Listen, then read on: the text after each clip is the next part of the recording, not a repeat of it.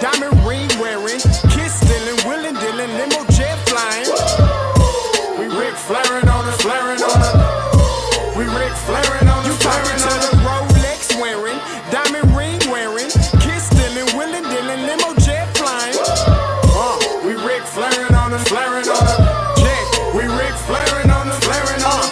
It's apparent these girls staring. I'm Rick flaring, gold across my chest. I'm fresh to death. I'm Paul Bearing, not at all scary. When I open like Betty Wops and find to these circles that's going in like a carry shot. Woo! I'm going in like a Mary Pop off that Mary Crop at the top flow at the Marriott. So questioning me is like questioning you. See, we the best dressed, so come and get blessed with the crew. Not one but two, different ways to slaughter your crew. Committed tat across the chest, I guess she blessed with the truth. People want to see them checks, representation of proof. Living through my elders trying to resonate to the youth. But ain't nothing to get my flash on. Longevity is heavily embedded in my melanin. Layman terms, I last long. My grind repetitive, I'm smoother than real silk. Lyrical cash cow who can't cry over spilled milk. We in here. You're talking to the Rolex wearing, diamond ring wearing, kiss stealing, willing dealing, limo jet flying. We Rick flaring on us, flaring on us. We Rick flaring on us. You talking to the Rolex wearing, diamond ring wearing, kiss stealing, willing dealing, limo jet flying. We Rick flaring on us, flaring on us. We Rick flaring on us, flaring on us. This ain't no normal situation, this preparation with greatness. Industry full of fakeness is really up for the taking. See, life is what happened to you, more so how you take it. Don't get stripped of your knowledge and mentally leave you naked. I like to live otherwise. I'm sorry that I'm fresh to death. I put the polo and apologize. See, black son, we ain't nothing like the mother guys. Quit to socialize, we organize, then we mobilize. Off the deep end like a scuba diver. And no confusion, just keep it pushing like Uber drivers. Woo! Business fresh just like a supervisor in a Gucci visor. Can't find a smoother rhymer. You're talking to the Rolex wearing, diamond ring wearing, kiss stealing, willing dealing, limo jet flying. We Rick flaring on us, flaring on us. We Rick flaring on us. You talking to the Rolex wearing, diamond ring wearing, kiss stealing, willing dealing, limo jet flying. We Rick flaring on us, flaring on us. We Rick flaring on us, flaring on us. Yeah, DQ baby. Shout out that boy Nigga for that fire track. Hey, Black Sun, sun up. What's up, Vinny Vegas? What in Vegas? Yeah. Shout out Pharaoh's Kids, D-Phase, yeah, Bubba C, yeah, Rick flaring on them, Rick flaring on them, Rick flaring on them, Rick flaring son up. Hey, yo, Scotty, you going crazy for this one. We see what you're doing, we salute you. Hey, let's get it started. It's Backpack Capital One. What's in your wallet? Got a call from my man A. Scott. I said I got it. Love that you highlighting all of these black colleges. Try to pay me for doing this. Look, bruh, if you don't get off my line with that foolishness, voice of the swag, pull up where you at, no cap. If the Brody is speaking the soft facts, my advice, tune in to every show. Captain Petty, but we know that the sergeant is with the smoke. Speculate, just tell me what is we doing. Get into it, okay, look, I'ma say this and keep it moving. My boy Scotty, man, he offered the leash. Black grad, paying college, I'm glad that he called me. Walking, cause we all been taught that talk is cheap. Even primetime knows Scott for the HBCU streets.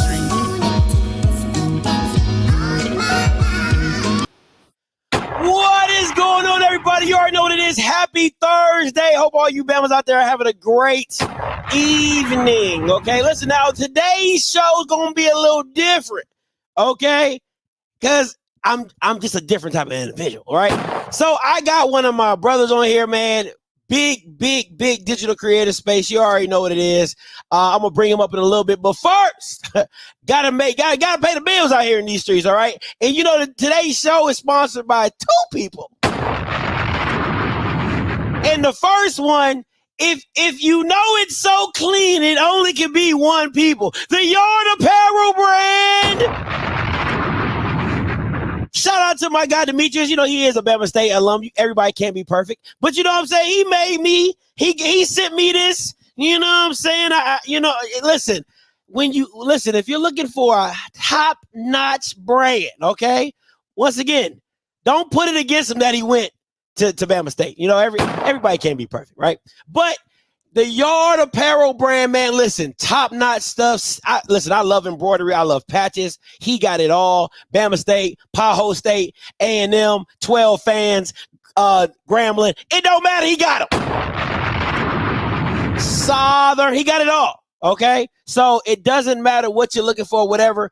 I actually have that JSU shirt. He said that to me. I ain't pay for that one. But but I'm telling you, if you're looking for some top-notch clothing, make sure you go to the Yard Apparel brand. And everybody at Bama State know, okay? If you're looking for the hot stuff at Alabama State, there is no other place other than the Yard Apparel brand. And also, once again, I only deal with elite stuff. So Elite 15 Coffee. Elite 15 Coffee is also a sponsor of today's show. Listen, Black-owned, veteran-owned business. You want to start your day in an elite way? Make sure you get yourself some Elite 15 Coffee. I mean, come on. What are we talking about? Now, listen. Now, I told you, Bamas, that today is going to be a different type of show, right? My guy, listen, my first ever sit-down interview was with my guy. Was my guy, Caleb. Right? He is the owner of 3MILLI Productions, one of the best studios I've been to. I hope he's moved because that parking was outrageous. But please give it up for my guy, Caleb Smith. Scotty. Hey, bro. First off, hey, we did move. It's a parking lot right across the street. Magic City is actually the parking lot now. Oh. So, yeah, it's crazy. It's crazy, though. But, man, Scotty, first off, I got to give you, like, all of your flowers, man. You were doing great work, real journalism, unbiased, because this conversation, man, tonight it's gonna ruffle some feathers, of course. But you know, hey, I had to text you like, yo, it's been some craziness going on, and the best person to talk to interview is none other than yourself, my man Scotty. So I appreciate you greatly. Man, listen, I appreciate you, Caleb, because man, I never forget the first time you hit me up on Instagram. I was like, is this a scam? You know, like, somebody wants to interview me in a studio. This is a scam, and you know that was when I had dreads. Life is life. Okay, hey, I get it. But no, man, listen, I'm telling y'all, if you're ever in Atlanta, get with 3MILLI Productions. Top notch. The sets, the scene is.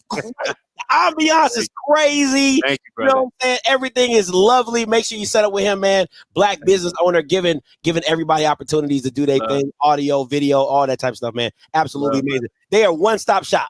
Thank you, brother. Thank you, brother. Yeah, always.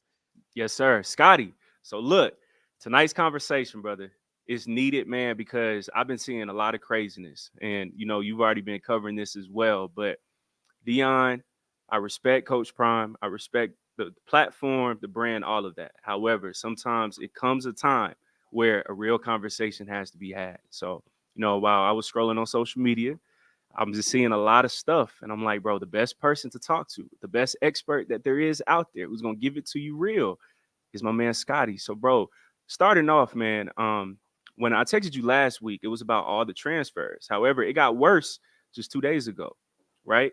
Xavier Smith, seeing that whole debacle, that whole story, and then seeing how, you know, Shador, how he basically responded to that of, hey, he must have been mid. I'm like, damn.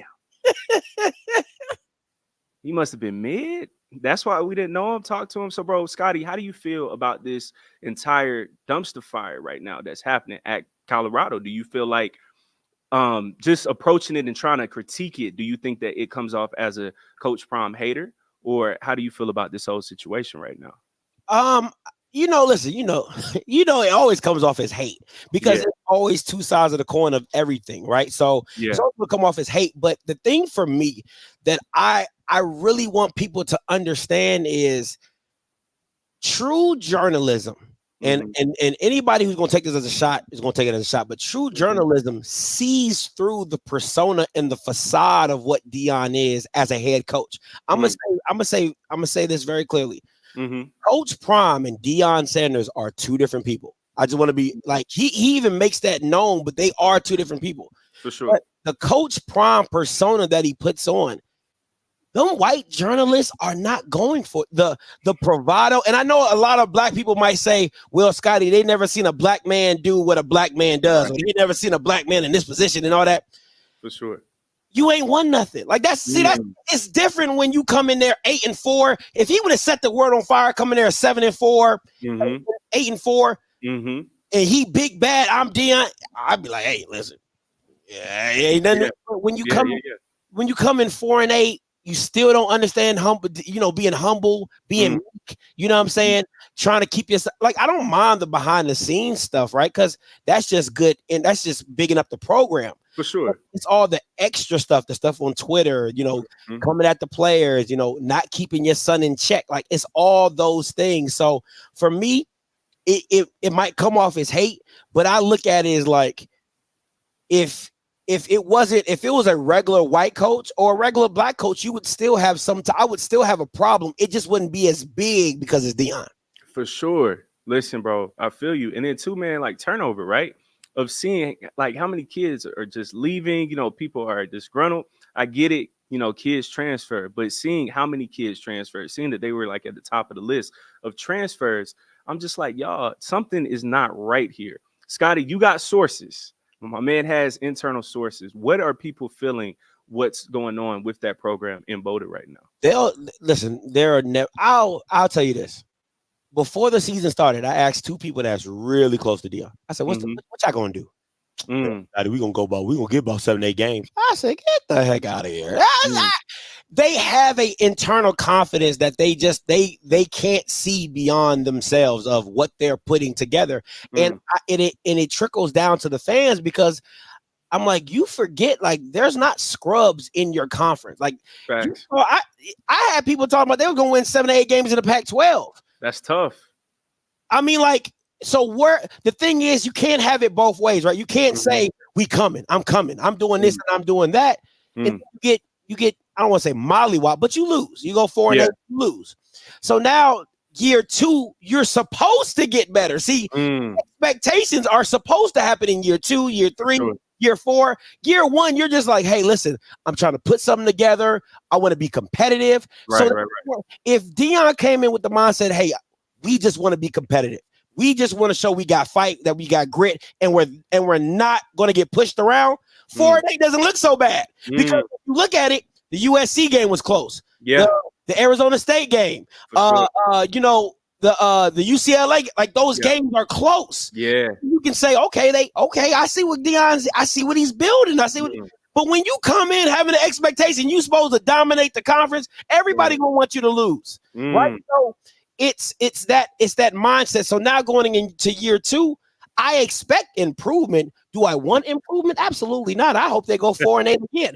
But hey, you a minute, Scotty. I'm gonna keep it a buck with you. You already know what it is. Yeah. But I expect them to go 6-6, 7-5 because you're improving. Now, if you don't hit on them transfers, you're going to be 4-8 again. Yeah. Because think about it. Think about it like this, Caleb. I want to put it in your thing. If every time you did a podcast, you had a new engineer. Yeah, you had tell people that high turnover rate. You see what I'm saying? Like if every time you did it, there's no consistency. You don't know what that person is going to do. You don't know how they're going to edit the way you want it to be because you can't trust their work ethic. It's all those little things that come into place that you can't build continuity. You can't cannot trust that guy because all these transfers, none of them you see producing a game. They haven't. You haven't asked them to do something in the game and know they can do it. Yes. Yeah. You see what I'm saying? So that's the issue when you keep having all this turnover. Who do you trust? Yeah. I don't know if I can trust you in the big moment. I don't know if you're going to go make that sack or you're going to go make that play outside of Shador and Travis. Yeah. You know what I'm saying? So that's what happens when you have a lot of turnover. Yeah. And man, Scotty, bro, you break down football, college football, HBCU football on a consistent basis to us multiple times a week, right? But one of the most alarming aspects, and I saw this from day one at Colorado, if you are building a team with like strictly just transfer kids, right? there's no brand loyalty to the team. And also from the coaching staff as well. And I think right now everything has like somewhat been transactional from start to finish. That's why all the players, they can just hop and leave. The coaches sometimes, because nobody's like truly invested. What risk just happens from trying to always have a transfer here, transfer there, and not trying to gradually build within the program itself? Well, I think the whole college landscape has become transactional, right? So having a guy that is loyal to the brand or to the school is going to be a thing in the past, right? Like you're not going to have a lot of Quinyon Mitchells who stay at Toledo because you're honored that the coaches developed him, and you got Alabama trying to throw you a bag, you know what I'm saying, to come and maybe start. You get what I'm saying? Right. There's not a lot. I don't think you're going to see a lot of those kids unless somebody's just riding with a coach, right? Like this coach found me, he moved me, I'm moving with the coach. The thing is this, how transfers are intended to be used is to fill in holes with veteran players. Facts. But the team is supposed to be built through high school, JUCO, you know what I'm saying? Like you want to build the majority of your team through recruiting, you know, development, bringing them up, and then you feel onesies and twosies. Right. Because if what Dion has said this, the portal is full of backups mostly who didn't have a chance to start somewhere else. Doesn't mean you're not good, but I'm taking a risk on you just like you taking a risk on me. So it's a lot of that. So college football has now just become a big free agency. It has. Yeah. If you're hot enough, you're going to be a big free agent. Yeah. And hopefully you're looking for the next big bag, which I don't have a problem with any player who does that because coach has been doing that for years. Right? Lincoln Riley getting up in the middle of the night going to USC. On a PJ. Yeah. You know what I'm saying? Taking the best player with him. Yeah. You know what I'm saying? So I never got mad at Dion for moving. Like people be like, "Oh, Scott, are you mad because he left Jack?" I didn't. No.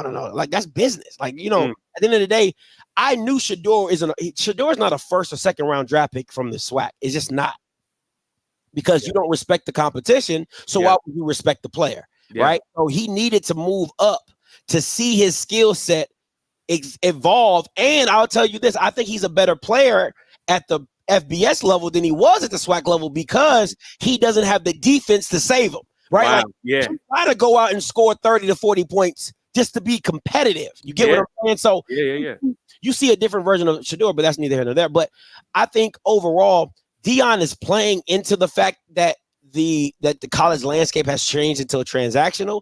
This is the thing. Where are you buying your players from, right? Are you getting them from TJ Maxx, Marshalls? Or are you getting, Nordstrom's, Bloomingdale's, like, where are you shopping? Because just because I have a lot of clothes don't mean I have a lot of quality. And that's what people have to understand with the transfer portal is, I can get 12 players, but all those 12 players, quality players. Facts. Yeah. You don't have the bag to throw at them like that. So they ain't the highest quality. Wow. The transfer players that you probably get in is mid quality, for being honest, right? So, because if you were that guy, you would be starting at the school that you're leaving from. These are facts. That's Yeah. And man, in the comments, one person had said, there's no brand loyalty anywhere, which is true. Because like right now, kids are transferring and leaving. However, though, how do you try to build team camaraderie and somewhat of team friendship, brotherhood during this 2024 era of the transfer portal of, I can bounce. I've seen kids change teams 4 times in college. So like, how can you build team loyalty, but also try to build, your own personal brand as well?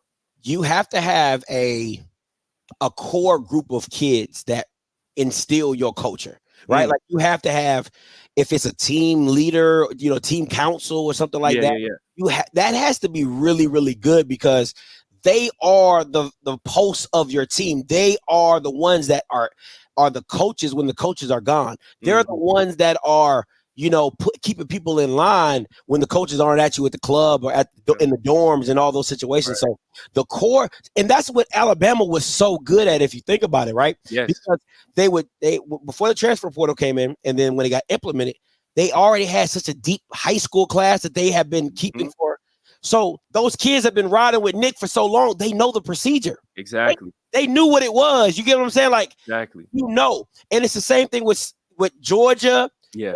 and Kirby and Sarkeesian in Texas, right? You Mhm. have a core group of players that you've had for 2 or 3 years that are now your culture pushers throughout the locker room. Hey, Yes. this how it. I remember I was watching an interview with Jordan Davis, Mm.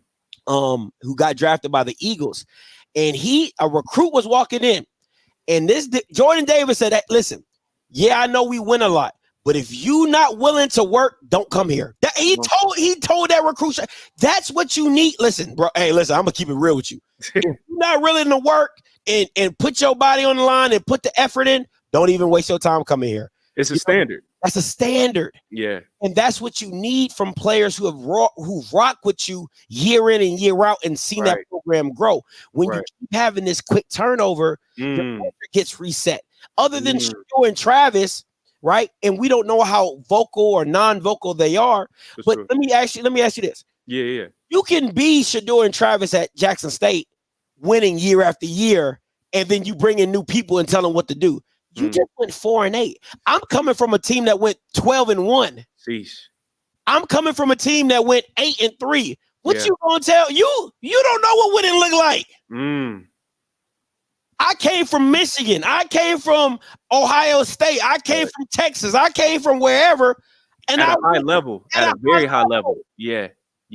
So they already come in with the mindset. If you start seeing stuff that's wrong, you like, man, we didn't do this at Ohio State. Like, why you see, that's the stuff you bring in when you bring in a lot of people into your building, because there's a lot of cultures that they'd have came from, and now they're looking at your dad. Why? Man, this ain't it, man. Like, we didn't do this at Ohio State, man. We ran a tight ship. I don't. You get what I'm saying? That's the stuff that you have, and when you don't have a group of guys that just rock with Dion or rock with the program, that be like, hey, this is how we do it here at Colorado. You know what I'm saying? You have a problem. So, but hey, it's not my problem. Listen, I get it. Hey, but you love talking about it. So look, that's the funny part about it, man. So basketball season, right? Everybody talks about Miami Heat. It's the culture, right? Or whether it's the Boston Celtics, they got all the banners. Everybody talks about it's the culture here. It's the culture here. How would you best define Colorado's culture right now? I think it's a business freedom.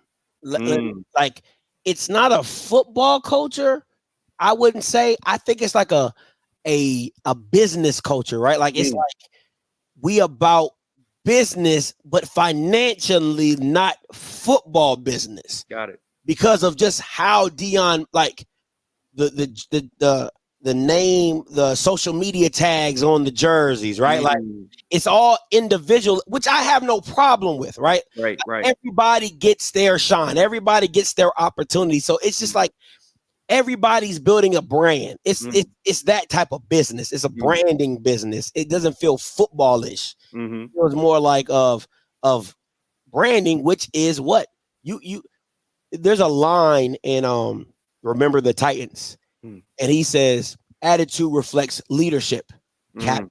Right? When he's talking to the white boy. Yeah. And that to me is what Dion is. Dion has always been marketing and branding. Right. So why wouldn't his team be the same way? You see what I'm saying? So that's why that vibe comes off for me of just like individualism and branding and all of that. So. Yeah, I feel you. One transfer that super alarming to me. Everybody talked about Kamani, of course, because that's a 5-star. But Dylan Edwards, man, you talking about a young kid that's been around Prime since he was a kid, and then out of nowhere he leaves, right? And then I see Uncle Neely talking about him and competition, afraid of competition. I'm like, what are you trying to insinuate here? Because just last year at TCU, Dylan was balling, going crazy as a true freshman, all training camp.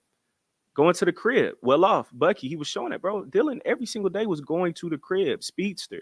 But then I felt like in the middle of the season, really, they're trying to use him for like power runs, things like that. I'm like, yo, he's a smaller back, Austin Eckler type, scat back. He can catch out the field. He could do quick bubble screens, flares, things of that sort. But, when you're trying to run him up that A gap, bro, that's not him. What do you think went wrong with Dylan, and why did it go so wrong, or how did it get so wrong that he just says, yo, I'm out, I'm leaving? I think it's two things that went wrong with Dylan. Scheme. I think scheme just wasn't a great fit. Like, they're not trying to run the ball the way that he needs them to run the ball. He's not. Right. I don't think Pat Shurmur's like, people will say Pat Shurmur loves a zone read and zone run, but I don't know if that's Colorado, right? Like, I don't know if Deion's going to say, yeah, let's do this zone read. And listen, man, I think it says something when somebody who's known you his whole life chooses you over Notre Dame, and then the next year is just gone. Right? Like, it was a reason he chose you, because he trusted you for a reason. And then he jumps into a portal. Maybe it's for money, which is not. I don't have no issue with that, because that's the business that we're in. For sure. But I would my thing is, like, I don't want to be in this again, because he was underutilized. And I don't listen. I called Bucky myself and told him this. I said, and whoever's watching this, I said, Jimmy Horn should have been sat down and replaced with Dylan Edwards in the slot. Yeah, because Jimmy, man, he had a lot of drops. I'm gonna be real. He had a lot of drops. You put Dylan Edwards in the same position, because all Jimmy Horn ran was seams, intermediate routes. Yep. Yeah. Dylan Edwards could run that. Yeah. He can do jet sweeps. He can do all of that. And to me, I think he's more explosive than Jimmy Horn. Right. So I'm like, you might as well have just swapped him out and didn't have another back, and then use Dylan as a versatile kind of guy. You see what I'm saying? So Dylan can't catch. Did you not see the Somebody said Dylan can't catch, bro? Hey, all that they was using was on the bubble screen. You see what I got to deal with? Yeah, listen, I get it. So I would say that, and let me say this. I think Kansas State, even though the former coach that coached the Darren Sproles and all those type of backs, he's gone. And then they got a North Dakota State guy up in there at Kansas State. But that's they believe that style, like running the ball. He's had those type of backs before. He knows how to use those type of guys. So I wouldn't be surprised if you see Dylan Edwards not in a 3-down back role. But that's very versatile, right? Like Dylan's the type of guy, he just got to be on the field. Like, I got to find a way to get you on the field. It was the same. Too explosive, right? But that's the lack of creativity that you see from a Colorado staff that I think you might see from somebody else, like a Kansas State or Cincinnati or Notre Dame or whomever, just to kind of use him in a variety of ways. So I believe he just didn't want to see his usage and percentage just keep going down, and them not using him the way he felt he could be used. Facts. Creativity, right? Perfect word. Sean Lewis, man, last year, that offense was so predictable. Like, on 3rd and short, I knew exactly bubble screen is coming. A drag is coming. So then I'm like, if I was a kid on the opposing team watching film all week, bro, I'll be flying around, because I know, because people at the crib know, right? Why do you think the scheme, creativity, all of those factors, it was just so minimal when it came to CU's offense last year? This is what happens when you hire white boys and just think, oh, he's smart. They're great. He's a boy wonder. He's a boy wonder. He like, and Shador said it. He's like, I don't like option routes. I don't, because I like to know where somebody is going to be. Scotty, too risky. In the middle of the field, it could turn into a pick six. I like to know where people are going to be. I feel them. Why do you have an OC that doesn't fit? Yeah, and then they try to get you all this smoke and mirrors. Oh, they're such great friends. Oh, they talk all the time. Oh, after the TCU game, Shador took it personal. The OC didn't like him, but Sean Lewis dialed it up. Right? And now think about this.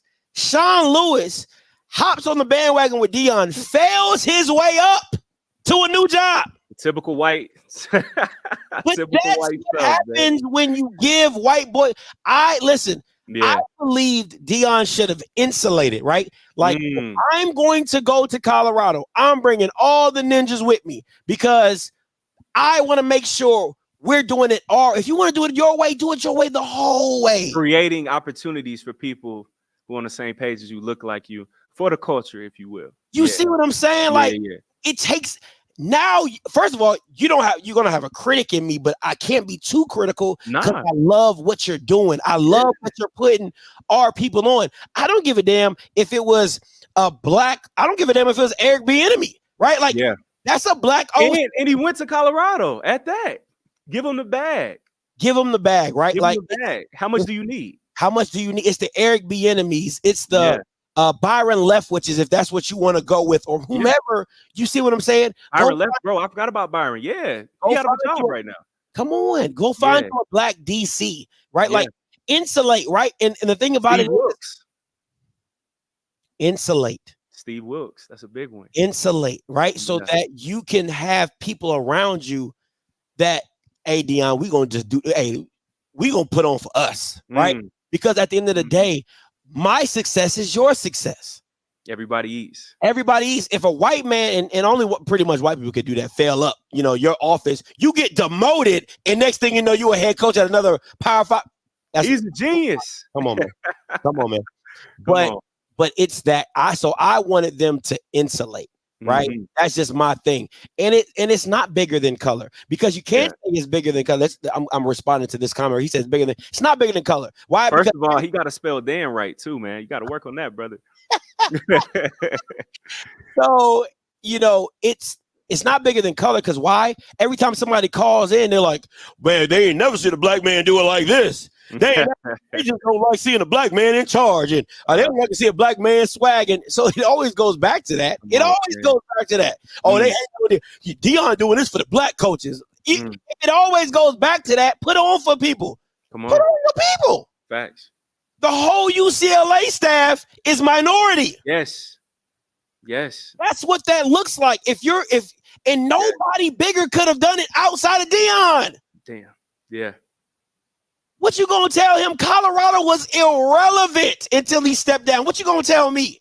I'm the only reason you own primetime television. Jeez.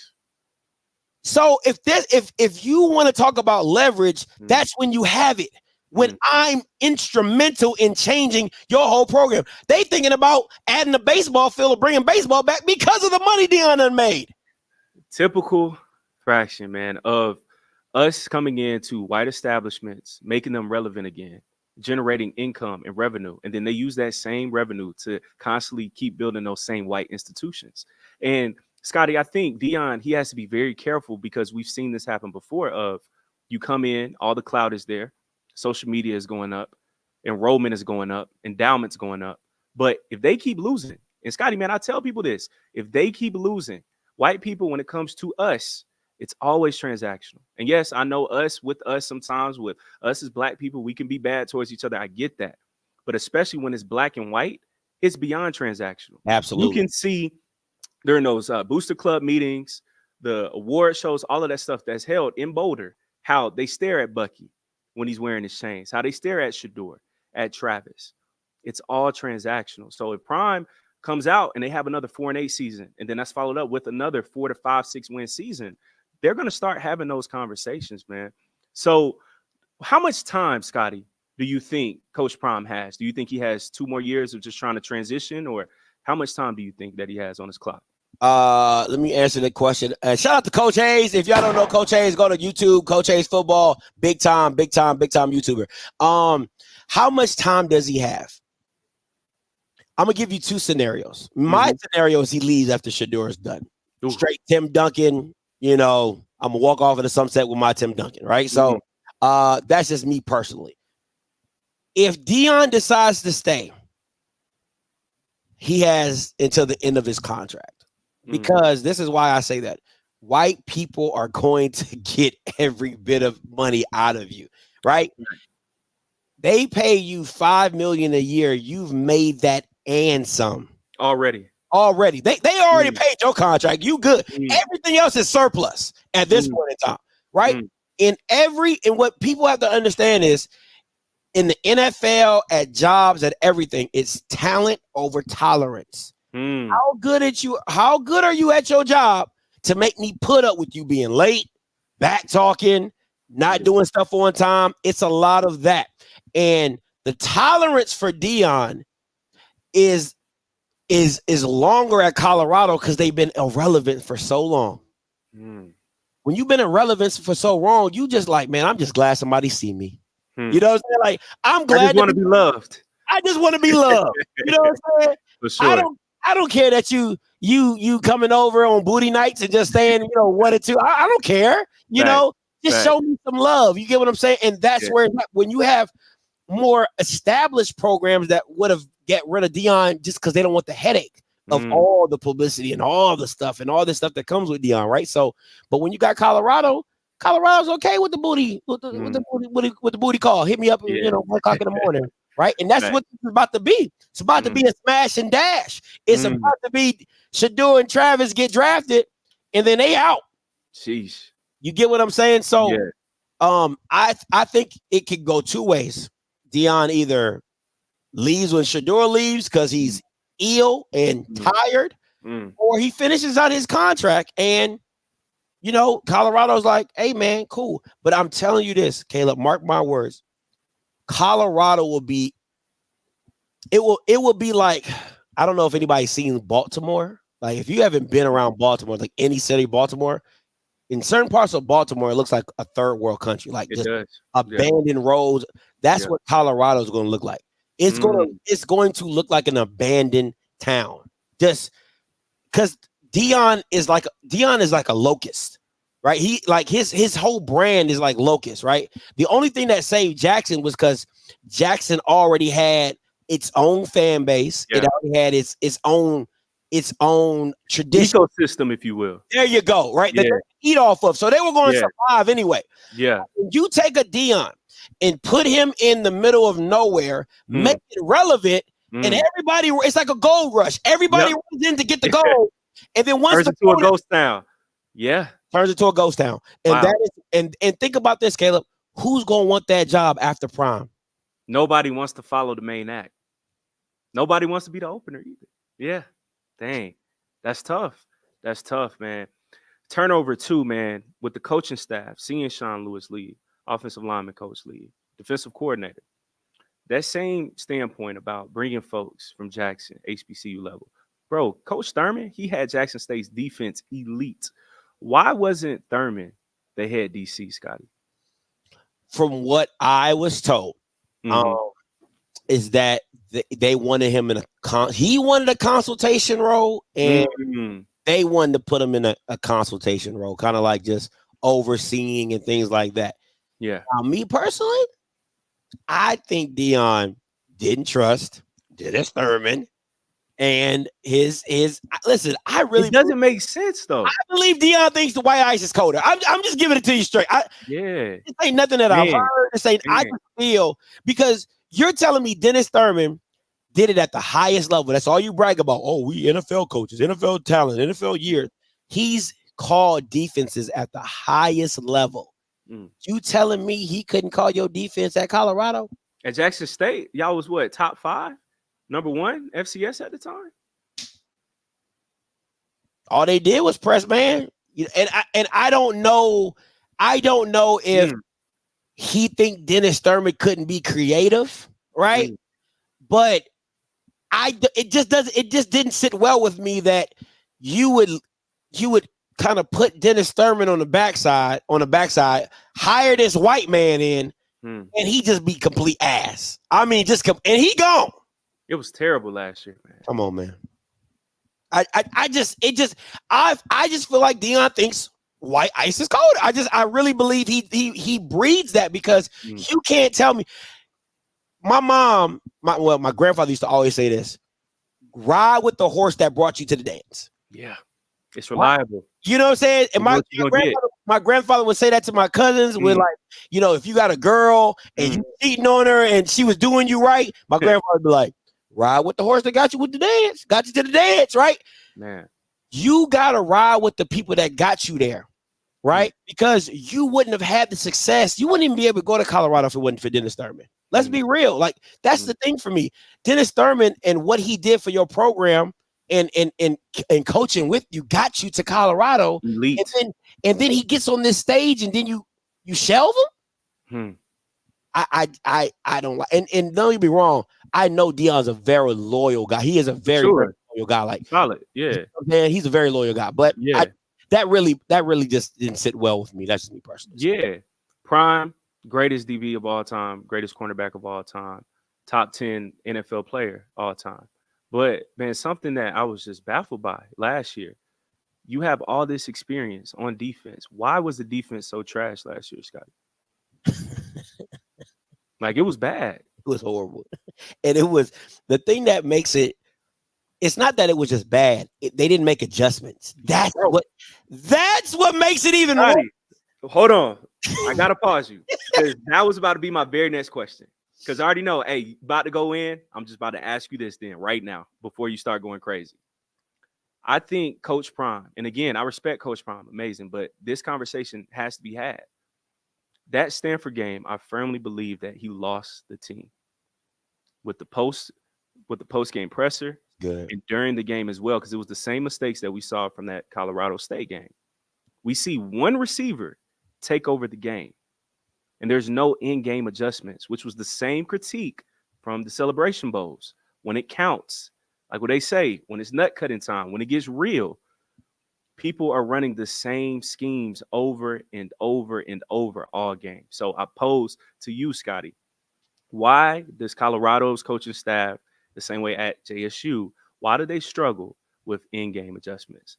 I'll let you go crazy. It's coaching. It has to come down to coaching. It's either it's a thing in coaching. They say it's either something you coach or something you allow. That's a big thing in coaching. Something you coach or something you allow. Or you feel your players cannot make the adjustment. But this is my thing. If you have the high level coaching that you say you have, because you listen, guys, you can't straddle the fence with me. Can't brag about having 100 years of NFL experience in the door, and then when he comes on the field, we don't see none of the experience. Sheesh. About 29. We don't see none of the experience. Like, sometimes you be like, oh, that's a great call, or wow, that was I like how they did that. Like, you don't see any of it. So it's like, what point is it? Why do you brag about all this NFL years of experience? Like, you never learned how to make an adjustment during the game, right? So to me, and then the problem is you see Deion like this. Scotty, you fool, man. Yeah. The whole game. The whole game. Yeah. It's real tough. You're one of the greatest defensive players to ever touch the field, and your defense is the worst part. Getting cooked. Yeah. High IQ. Like, bro, Scotty, people, they don't understand. Prime has a high IQ. High. All they talk about with Prime is they be like, a lot of people, Prime be like, a lot of people think, I just showed up. No, I worked, I studied. It's all respect. Yeah. Why doesn't that translate to you? Listen, man, Deion gotta be good. It gotta be at least 3. Okay, first of all, your son's on defense, Shiloh. So he's just as you live with one of the greatest defensive players of all time. If you're not having conversations about defense, what are we talking about, right? Yeah. Travis Hunter is like your second son. He probably lived with you too, right? So if you can't draw up nothing else in the dirt, you can draw something up with them too. Just to say, hey, listen, you know what? Hey, scrap that. Travis, you gonna follow that kid on Stanford. Shiloh, you're playing over the top. Travis, bump and run. You're gonna be in trail technique. Shiloh, anything go over his head, knock his ass out. Make sure he feels it every time he catches the ball. He'll think twice. He'll think twice. And you're gonna make it that much harder because Travis is in the trail position, so he gonna play underneath anything that's short, right? Simple stuff. Could have had that conversation on the sideline after the first big play. Like, we ain't let this happen. Yeah. So you should be able to at least draw something up on that. Yeah. Colorado State, they running drag routes left and right. Bruh, you let somebody get 14 plus catches? That's crazy off of drags. It was literally one-step drags. One-step drag. No depth in the route, bro. Literally running. Disrespectful. I'm going across the middle, and I'm not even checking. Like, I'm gonna catch the rock. I'm gonna get busy. First down. You literally, you just play. You play bracket coverage. Like, you just sit on the out. I know it's coming. I know it's coming. And you gotta. I'm gonna make sure you can't. If there's no other route you get, I'm gonna make sure you don't get this one. I can drop my DN into the flat, right? I'll blitz on one end, drop my DN on the other. You know, man, maybe do a cloud zone on the other side. maybe have the corner, show 3, go 2. You know what I'm saying? Like anything. Yeah. It just shows you the lack of coaching, because all I'm gonna say is this: there gotta be some. You can't tell me there's not smart enough kids to say, "Hey, listen, man, what we gonna do? We're gonna do this. Just draw it up. Hey, go run it. Go run it. That's it. That's it. And you, all them NFL years of experience, and you can beat by drag. Like you can beat by drag routes, bro. Yeah. But let me see. This is the stuff that people don't want to talk about. If Nick Saban got beat with just drag routes, I was going to ask you that next. You know what I'm saying? Y'all would call him an idiot. Kirby Smart, what are you doing? It's this, bro. How about this? A step further, bro. Let's talk about Madden. If y'all were playing Madden online, which most of y'all do, if I was running the same play against you, I would call you trash. This is the thing. You can't. Let's not act like if Kirby, Nick, Ryan Day, Jim Harbaugh were getting beat by the same exact route, how people would not judge them in their coaching ability. But when it comes to Prime, he don't got talent. That's what it. When it comes to Prime, they don't love the game enough. Wow.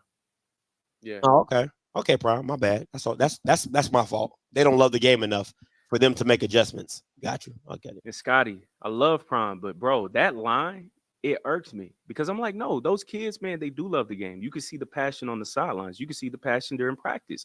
Bucky, he does a great job. He captures all of that stuff in between, during the weeks, all of that.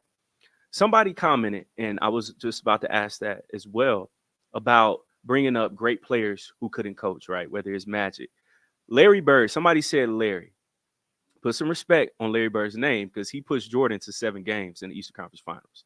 So I don't think we can kind of say Larry Bird, and he took him to a finals when he coached the Pacers. So, however, though, do you think it's true that great players sometimes are so great that they can't break it down? Shannon Sharp, he even said this, like, yo, I couldn't coach because I can't make you be great. Nick Saban was probably trash growing up. He's small. Kirby Smart, undersized, but he's a great college football coach. Legendary. Jim, he was okay in the league, but we don't see Tom Brady as a head coach. We don't see Peyton Manning as a head coach. So do you think that great Hall of Fame talent players just can't coach young kids up? I think there is a part of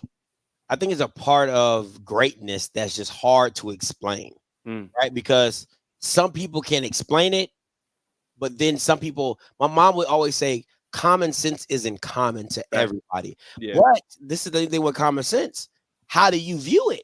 How do you view common sense, right? So if I think you should speak before you get into a room and you don't, well, I feel that's common. You don't, right? So it's how you view things. So it's the same thing with greatness, right? It's like, I feel you should do this to be great because I did that. Well, maybe I don't want to do that. You know what I'm saying? Maybe I don't need all of that to be great. Maybe there's more. I have more talent than you did, so I don't need.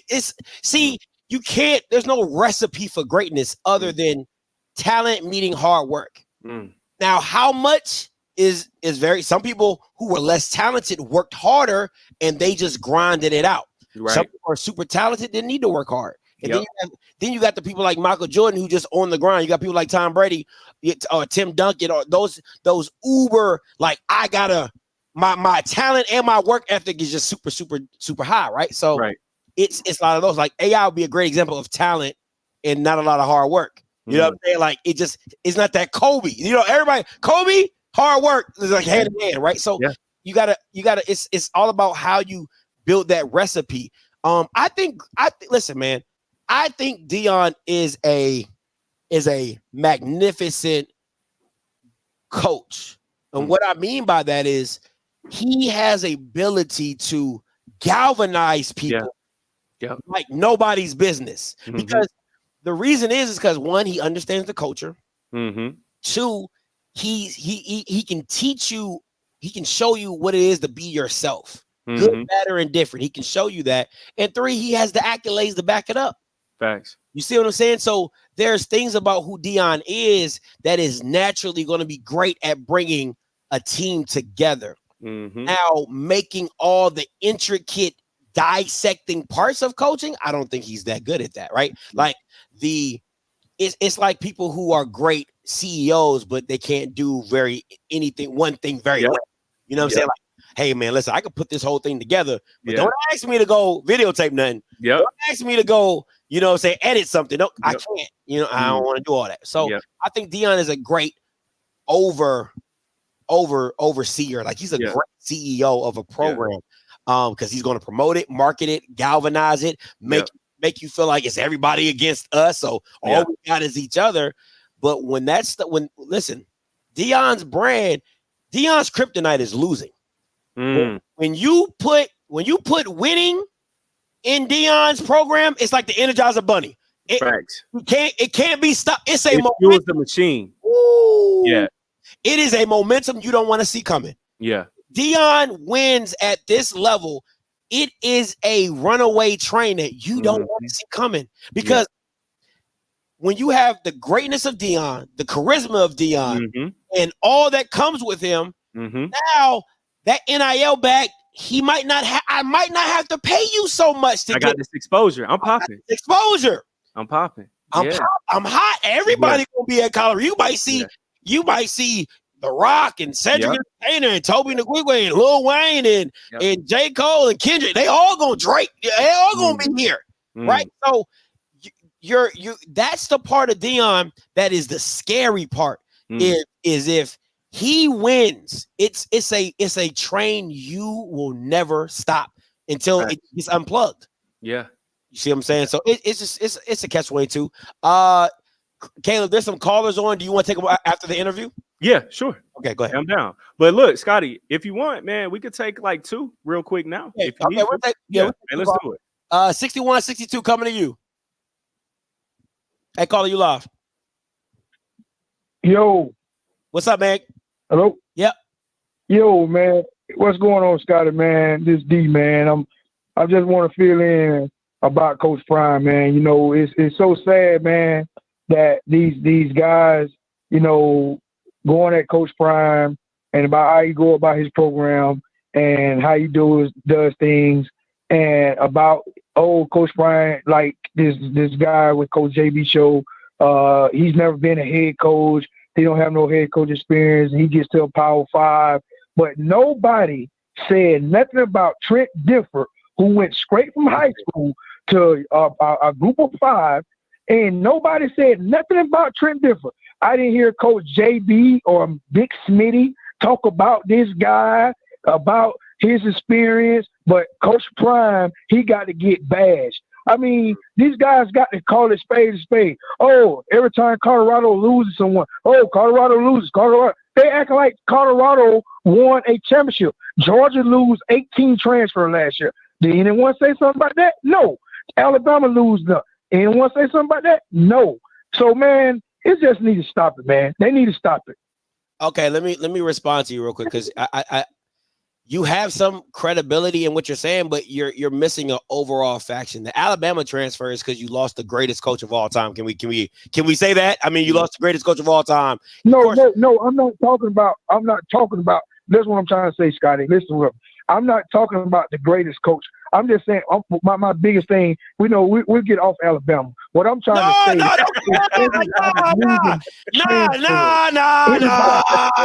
We're not gonna get off Alabama. You brought up Alabama. So we're not gonna get off Alabama. You brought it up. No. Listen what I'm saying, Scotty. Everyone, Alabama, when Nick Saban was there, he had guys transferred out of there, right? Kirby Smart, he had guys transferred out of there. I mean, what I'm trying to say is everybody lose transfers. That's my biggest issue. But Coach Prime, he got to be he got to be bashed. Everybody is going at Coach Prime. Why? I just don't understand it. Sir. Like, go at all the other programs. Sir.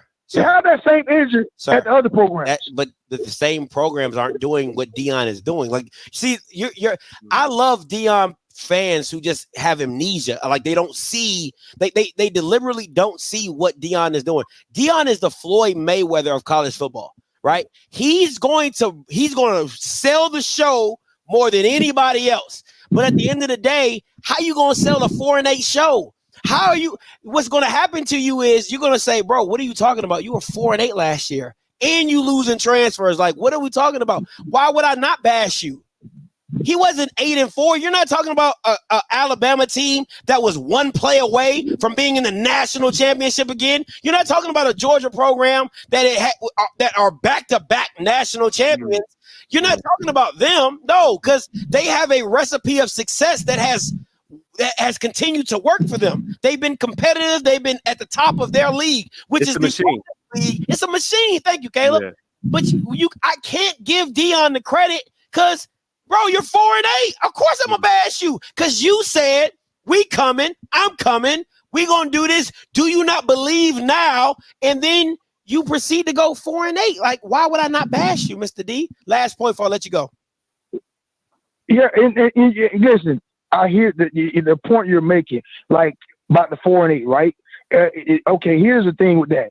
He said we're coming. We're not saying we're coming right now. You can't expect him to come right now. Man, I'm done. I'm not even about to deal with that. Caleb, you see what I got to deal with? Oh, man. Hey, I'm loving this, though, bro. Hey, it's a great conversation. It's a great conversation. And, bro, Scotty, I'm going to tell you this, everybody who's tuned in. Scotty, you are not a hater by no stretch of the imagination. Folks have no idea that you've talked to Coach Prime. You've interviewed Coach Prime. You respect Coach Prime. Y'all, we are simply having a real conversation on what's going on right now. That's real journalism. That's real media. We don't have to be biased. I love Coach Prime. I respect him. I've talked to Coach Prime as well. He's an amazing individual.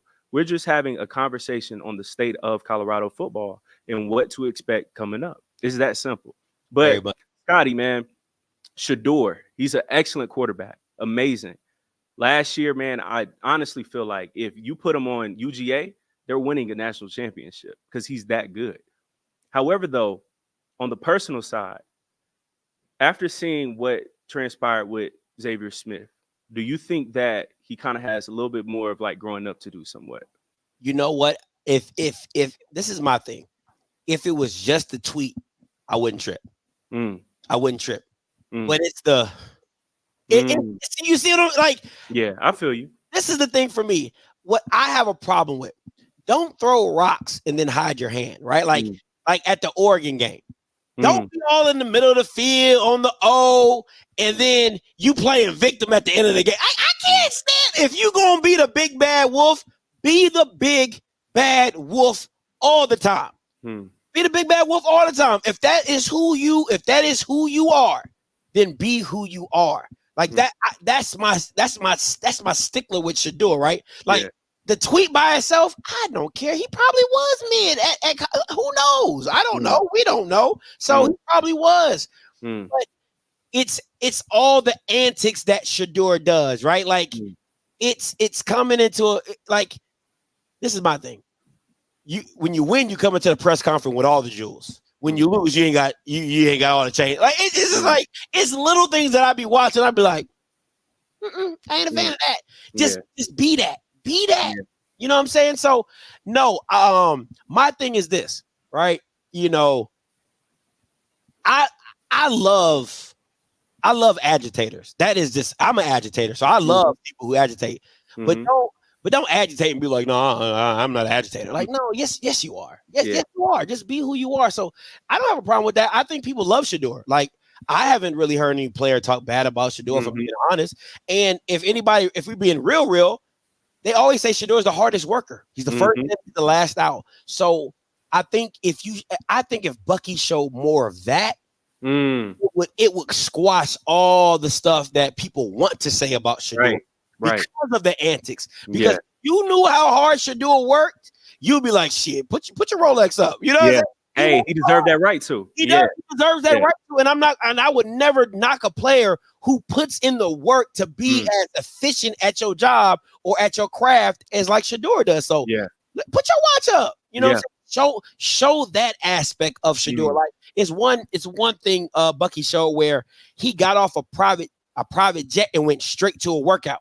Then they partied. Then he got back on the private jet and went straight to practice. Like that's Shedeur. He's about his business. You know what I'm saying? So and that's been since Jackson. So I give him that. I definitely got to give him that. Sure. Scotty, man, let's say in an alternate universe, right, that you're over the booster club at Colorado, at CU. If you had all the money, what would your dream coaching staff be at CU? OC, DC, defensive line coach, DB coach, everything.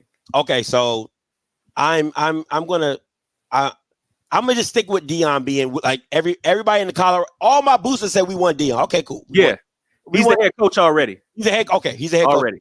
After going 4-8 right now, who would your staff be? Oh, after going 4-8, okay. Yeah. So I want Dennis Thurman and Vincent Dancy to be co-DCs. That's I would want that, because the one thing about Coach Dancy that you can always say about his Valley teams, they played hard and they were hard games, right? So I would want Dennis Thurman and Vincent Dancy to be my co-DCs. I would have gotten Byron Leftwich as my OC. Most right? definitely. Him and Dion have a relationship. I know Shador and them have a relationship. So I would have went there. D-line coach, I probably would have just found a guy. O-line coach, I probably would have got a white boy. I ain't even gonna hold you. I would have tried Nebraska, from the middle of nowhere. somebody that's coaching up some white boys. I'm gonna go find me a white boy. Y'all can say whatever you want, but I'm gonna go find me a white boy for the offensive line coach. Facts. And then everything else, Kevin Mathis would not be on my staff. I was fired. Okay, fired. And I just feeling accordingly. You know what? I would have Jason Phillips as my wide receiver coach and my offensive analyst as well. I would have kind of gone that route, because I like Phillips as a wide receiver coach, and I think he can help you with the offense a little bit. But I think Byron Leftwich got that on lock. But really, it's the two coordinators. So I would have definitely gone with a co-DC role with Dancy and Thurman, because Dancy has all the energy. Thurman has all the knowledge. There you go. You see what I'm saying? I would have older person merge those two together. You know what I'm saying? Yeah. I definitely would have done that, and I would have just tried to insulate as best I can and pretty much keep everything, running smoothly. As I would have never hired that Bama from the Bengals. I wouldn't have done that. That's just not my, because I'm not. I just Dancy speaks to kids. Like you gotta understand, like these are still young adults and still gotta relate. And Dancy like 38, 40. You know what I'm saying? Like he's still kind of young. You know what I'm saying? Just Dancy fade. He got the Dancy fade. Everybody talking about. What I'm saying? You know what I'm saying? So I would have liked it like that. So that's where I would have went to it. I would have tried to. I would have definitely elevated Dancy, and I would have brought Thurman back because that's my guy. You know what I'm saying? That's my guy. And listen, if I'm gonna go down swinging, I'm gonna go down swinging with my guys. Yeah, that's my way. My way. I'm gonna go down swinging with my guys because them white boys don't care nothing about me. Pat Sherman don't care about. It might look bad on Pat for the next job. Come on, you get what I'm saying? So yeah, I'm not sure. And they white, so they always gonna have a next job. You see what I'm saying? Like when you put a black person in that position, they understand if we don't win, I don't move forward. Think about that, right? There's a lot of pressure. It's a eat or you gotta kill to eat when you're black, right? When you white, it's like you at the zoo. Oh, come feed me. Because it doesn't matter how bad you are as a white man and a coach in college football, you can find a job. Yeah. You can find a job. Jeff Fisher is a perfect example of that. Jesus Christ. They're 7-9. Jesus. Right? Terrible offenses. He's a great defensive mind. Yes. And keep losing. Right? So it's that. So when you have the mindset that I'm trying to build in this room and that I need to trickle down to players is we got to kill what we eat. We all, for all of us to be successful, we all got to kill what we eat. So that means the coaches are putting in extra time to make sure we good. The players going to put in extra time because if we want Colorado to be what we say we want it to be, we all got to kill what we eat. And the white guys are not going to understand that philosophy. I'm sorry. They just can't. They can't.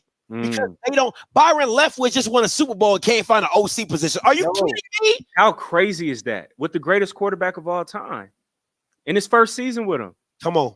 Second season, we talking about one Matthew Stafford seam away from potentially beating them and then going back to the NFC Championship game. And then he gets fired. Yes. So he gonna have a chip on his shoulder. You see, like I'm not, listen, guys, when I say what I say, I'm not saying it just to despise. I'm telling you what we as black people all understand. Yes. We all understand it, is Yes. that white people can be mediocre and get better jobs Yep. at black people who are great, who are extravagant And at it's their still job, not enough. and it's still not enough. Mm. So who else can instill in these players? Nobody thinks you're going to win. Nobody thought we were going to be here. Nobody thought Byron Leftwich was good enough. Perfect story. Perfect story. Rally and cry and everything. Yes, I'm with you, Scotty. You see what I'm saying? Yeah. And you, that's the stuff you put on. That's the stuff you put in social media. Inspiring. That's the stuff you put on YouTube. You see what I'm saying? Because everybody black is going to resonate with that. Hey, shit, I'll root for you. You know what I'm saying? Because I'm going through that at my job right now in the corporate world. Everybody can relate to that same talking point, that same rallying cry for sure. Black America's team then. Come on, now you're black. It don't listen. I get it. They're a PWI, but when you put on your black Nikes and you walk in that room and you let everybody know, listen, this is what it is. You got like we all got to kill what we eat to make it work for us. Yeah. And then you can, and I see, this is me. I'm gonna push it like this. If you're looking to transfer, that's fine. But you got to go kill what you eat to go get the bigger bag. Because I'm Deion Sanders. That's all I did was go for the bigger bag. You get what I'm saying? Who else gonna teach you about getting a living example? A living example. All I did was jump from team to team for bags. So I get the hustle. I ain't gonna knock your hustle. Just be great at what you do to go do the hustle. Y'all got to give Scotty some money in the chat, man. He preaching today. Scotty T. Jakes. Bro, I'm with you, man, because I'll tell you this. Deion has a very unique opportunity. He can actually cultivate a farm somewhat of coaching, of black elite coaching, of knowing, hey, a Steve Wilkes, right? Scotty, if I had to start from scratch with this coaching staff in 2024, to your point, I'm getting Byron Leftwich as the OC. I'm getting Reggie Wayne as my receivers coach. I'm calling him ASAP. Because biggest problem was too many drops, no separation. I got to get with elite receivers ASAP. So then, man, Shador, he can really go crazy this very last year. Because now we got elite receiver play out the rip. DC, Steve Wilkes, you have a man who is on the open market right now who coached a team to the Super Bowl. And lost his job. Crazy. With the Panthers, he turned that franchise around mid-season, one game away from the playoffs, but they lost to Tom Brady that year, which I'm cool with. It's Brady at Tampa. Before that, at Arizona, he only got 1 year. We got coaches like this, NFL experience, who are great, who don't have a job. And I'm like, yo, Colorado, y'all can change that, fulfill those roles. Now you got Byron Leftwich. Now you got Steve Wilkes. All of that, bro, it can change, man. So transitioning points, right? Cormani McClain, right? Cormani, you talk about a kid who was a big-time high school football player, talking about 5-star rated. What went wrong? Because from seeing a kid with Gilly, with Wallow, announce it, it was great marketing, great on the social media team, to then seeing him less than a year later, he's leaving. You know, we've seen him get called out by Coach Prime about his work ethic, you know, having to be focused, which all could be true because I could see that. You know, he showed up to camp out of shape, which I was like, uh-oh, that's a bad sign. Yeah. But Scotty, again, you got sources. What went wrong with Cormani? What went wrong? Okay, so I'm gonna give you my thoughts, and then I'm gonna also give you what I was told. Yeah. My thoughts is I really don't think that Deion really talks to a lot of people. Right? Like I really don't think like he really bonds with people very well. Like you know, if you're not a Travis and you know, kind of like, oh my God, you're my savior. Like it don't really work well for a lot of people. But on the flip side is that everybody that I talked to from the staff was like, Scotty, the kid just didn't work. Didn't work. He wanted a lot of stuff that didn't work. And it's somebody on staff that I'm really close with, right? And he was like, Scotty, listen, man, I ride for my Florida guys. I ride for them. He said I couldn't stand up for him. He just wasn't that guy. He didn't put the work in. He was late to meetings. He missing meetings. He buying a car. He buying jewelry. Like, you're getting all the perks and benefits of the money that we're paying you. Yeah. But you're not putting in the effort on the back end. So I don't know if Kamani was like, man, I'm over this. You know, I don't like this. So he just kind of like, hey, whatever. But that's what I have been told. For me, I really just don't think Deion's not for everybody, man. He is not for everybody. He really is not. It's an acquired taste. If you really there and you deal with him on a one-on-one, because clearly Dylan Edwards known him his whole life. He did. So I think there's a little bit. I didn't hear that. I didn't hear that about Dylan Edwards, about him not working. I didn't hear none of that. Yeah. But just for Kamani in itself, it's just like, yo, he was just and for what I was told, like, Scotty, listen, man, if you wasn't going to class, we don't give a damn. You know what I'm saying? Like, we can make that. Listen, they was like, we can make that shape. Yeah. But you can't be not going to class or not doing what you're supposed to do and getting drug on the field. Like, if you should be watching all the film then. Yeah. You gotta be that guy. If you that guy, they'll make all the other stuff go away. You get what I'm saying? Because we need that guy. Yeah. But they said, Scott, he wasn't even that guy to be like, let's like jump through hoops and all. They said, nah, he wasn't worth the headache. So they said they let him go. And man, to that point, Scotty, growing up playing sports, especially football, we would encounter kids, you know, when you get older, you'll say, yo, he has bad character flaws. And the first thing that's going to happen, what these kids don't understand, when you go to the next level, especially Power 5, everybody's Cormani. Everybody's you. Yeah. And if you do not come prepared, you will get cooked. Yeah. Starting in practice. And you will never touch the field, because if you're getting cooked in practice, they can't trust you on the field. Can't trust you on the field. Scotty, how can these young kids, especially now, because, bro, these kids now got Instagram.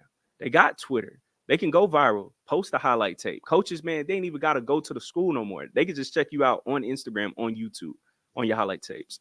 How can these kids come in humble, still confident, but come in humble, ready to work, and not, oh, I'm the man because I've been the man so long since Pee Wee League that I never had to work? How can these kids come in and not end up like this, where you're just stuck in the transfer portal? I think with any new thing, you have to come in with some sense of, I'm new. I'm going to embrace the newness of it, right? Like, I'm going to embrace what I don't know, because I don't know. I was in high school. I was the man. I'm coming into this. I'm recruited as the man, but I don't walk on campus as the man because I haven't done anything. So there has to be a level of, I got to show them who they brought, right? Like, so until that happens, you have to stay like, hey, I'm gonna show you on the field. I'm gonna show you on the field, right? So it's you got to let your game speak for itself. And what real recognize real. And if you play sports, you know when you got you a guy, you're like, hey man, that's a guy. He gon', or even if he's not that guy, hey, that kid gonna be something, right? Like those are, let people. My mom used to always tell me, let people speak for you. Now, I'm as arrogant, as cocky as they come, right? So you gonna hear from me. I'm gonna speak for I'm Kanye around these parts. I'm gonna speak for myself. But everybody ain't like that, right? Some people just like to let their game speak for themselves. But the thing is this: people like me, I've always had a target because I talk, right? So now I'm gonna show you not that guy. You get what I'm saying? Now you make yourself a target. So now you make yourself, an adversary, or you make yourself whatever it is. So you just have to play that very fine line of where and how you do what you do, right? Of who you are. Because I would never tell anybody to change. If that's who you are, be who you are. But you just got to know when to be that and when to not be that. You get what I'm saying? I can't be in Scotty in every room. You know what I'm saying? Like, when I go into a business meeting, I can't be like, what it do, baby? You know what I'm saying? Your boy. I can't be Scotty everywhere I go, right? And that's just learning as you mature, of turning it on. And we know as Black people, we do it all the time. Code switching. It's a time and place for everything. It's a time and a place for everything. It's a time and a place for everything. So even that on the football field, right? So that's what I would tell any young kid. If you cocky, if you arrogant, it's cool. That's great. Have the confidence in yourself and your ability, but show it in between the lines. When it's time to be in the lines, talk your mess. Yeah. But outside of that, be coachable, be teachable, be able to receive, people's advice and wisdom. Yeah. Cormani, bro, do you ever see him recovering from this instance, or do you think it's a wrap pretty much for him from here? And how do you feel about that situation for him? The one thing I realized about Black people is if you're in a leadership role, you might not give a second chance. But if you're the talent, they'll give you as many chances as they need. Trouble pass. Hey, listen, you gotta do a DUI. You know what I'm saying? You gotta because what I've realized in looking at the space of what it is talent and tolerance. People will tell you, if people want you, they'll big you up. If they don't want you, they'll talk bad about you, right? But talent and tolerance, and there's always somebody that's going to say, you know what, I can fix that. Yep. I can work with that. I'm a real coach. I can do that. And listen, and let me be honest with you. That's why you see these 5 stars go to Florida, Central Florida, Jackson State, Tuskegee. Like it's always somebody willing to take a chance on them stars because they talented. Yes. Right. So you'll get the surplus amount of chances until your eligibility is up.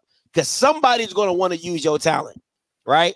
Somebody's going to want to use your talent. So one person on that same standpoint, Jack Rabbit Jenkins, he went from Florida to I think like North Alabama, DT school, D2, still went to the league. Yeah. So it's people will give an opportunity if they feel like they can use your talent to win. That's just what it is. Like if you're going to help me win, I'm gonna give a chance.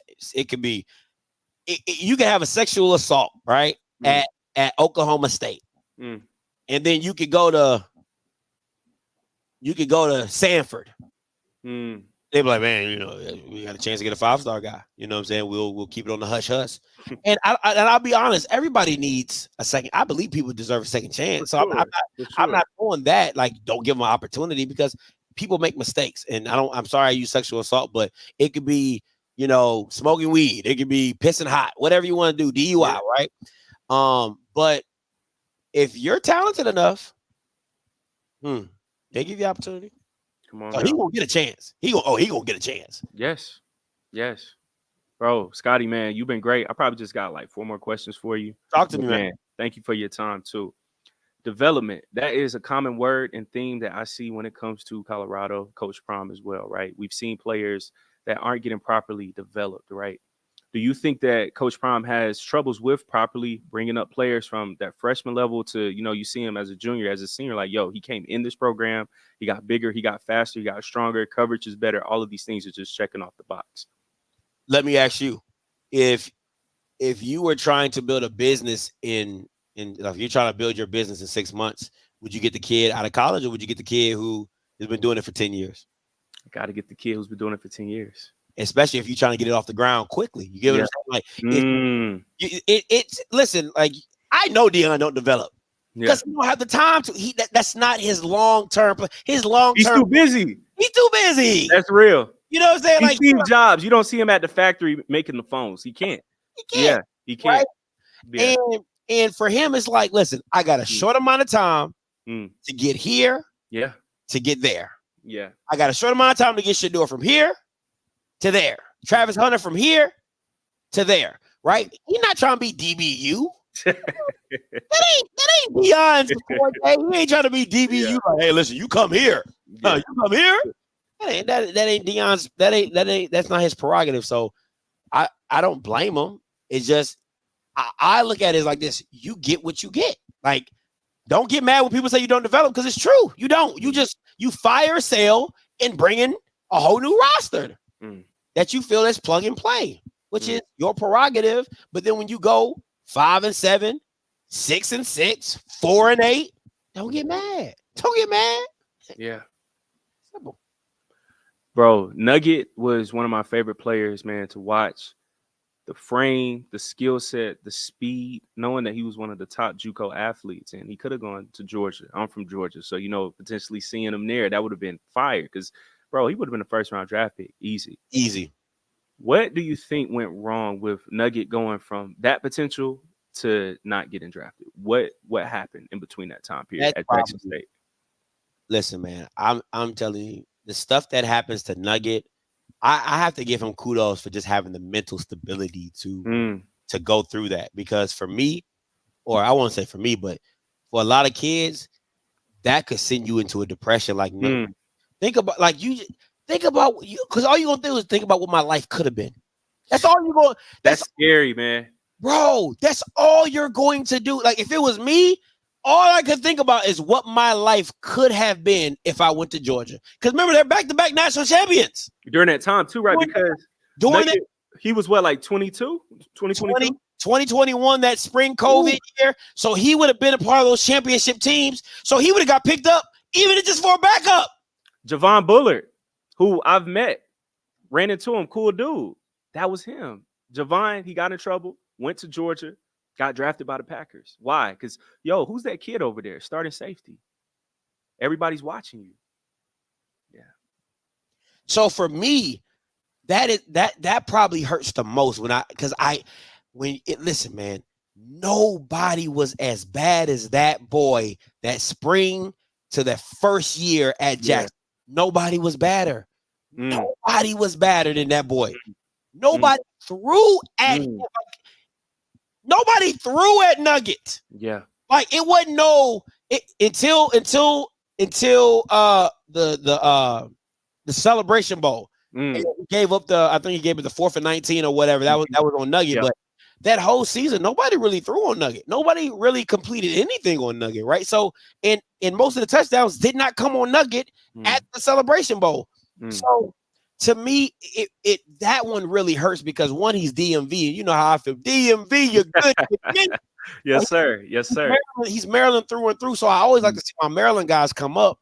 And listen, that's just a tough kid, man. Like, yeah. Listen, I'm telling you, Deion would have had to come see me. I would have stumped on the rest of them 3 toes, boy. I would have 8 pounds stumped on the rest of them toes, boy.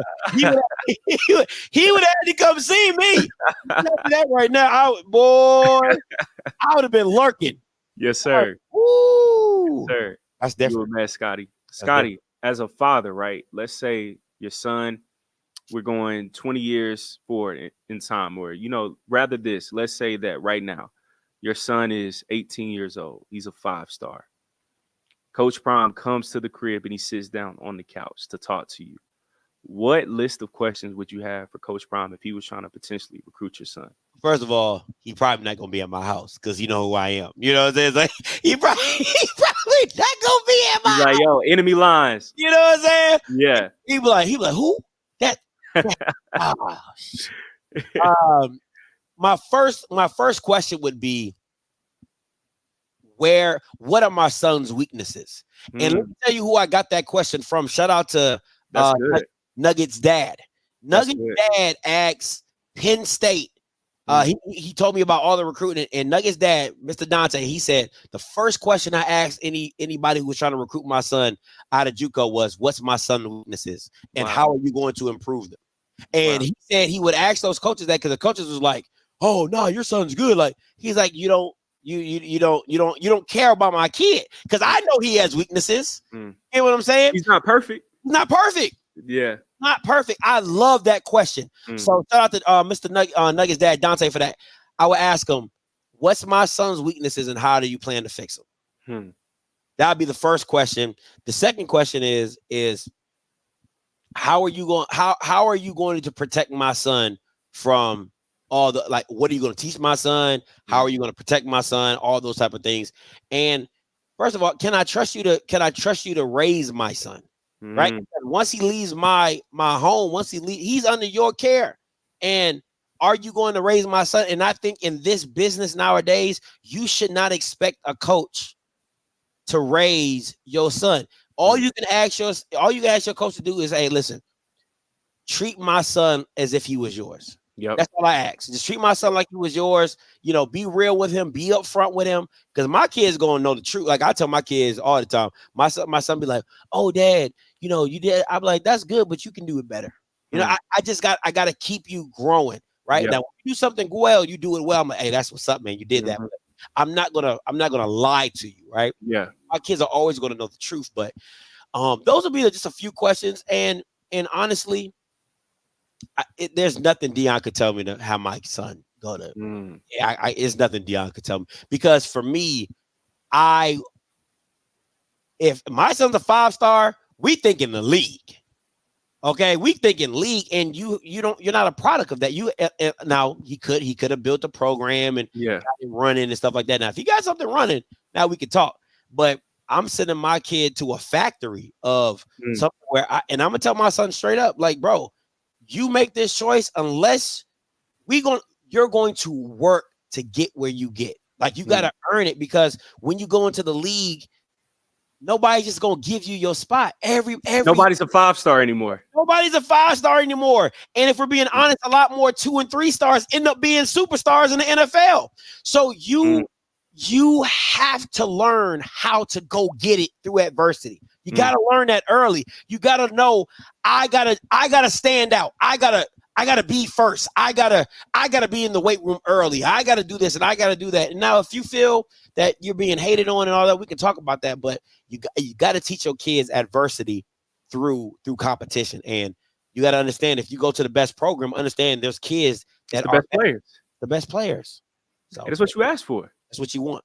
Excellent point, though, Scotty, because during this transfer portal era, right, these kids growing up, man, for us, like, I'm 27, and I know I can sound like an old head saying this, though, but just 10 years ago in high school or in college, coaches were hard. Coaches were tough, but, man, coaches loved on you too, right? Yeah. How can these kids understand, just because coach has been on my ass for the past week, I'm not going to say, yo, I'm hitting this portal in the spring, I'm out. How do you try to fight through that? But also, it's a fine balance, because we've seen some kids in school and college be too loyal to where before you know it, you're already a senior. Yeah, and it hurts them. Yeah. So when should you stay and when should you leave as a player right now?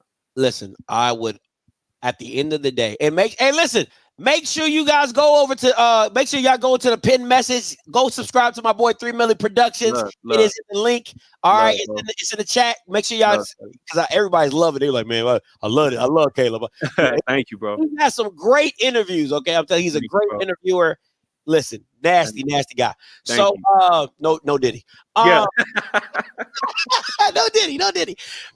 That's a great question, Caleb. And my thing is this. You should already be getting that at home, right?